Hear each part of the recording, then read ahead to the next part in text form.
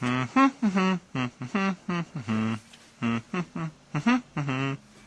internet has problems. Technorati says there's over 50 million blogs, and you can see it's going up.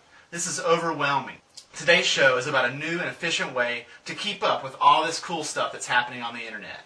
So I'm going to talk about 2 ways that you can keep up with what's happening on the web. There's the old slow way. Boo! Then there's the new fast way. Yay! Here's the difference between new and the old way. This is you, and here are your favorite websites. You log onto your computer, and you're looking for something new.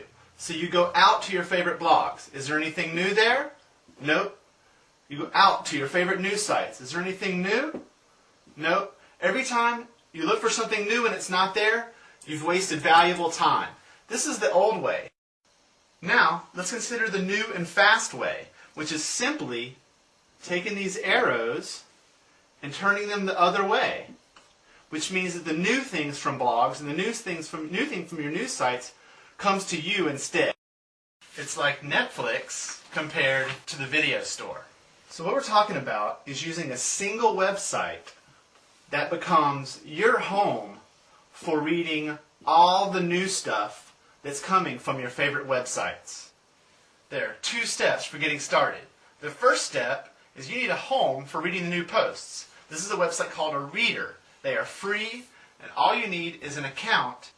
I use a site called Google Reader. It looks like this.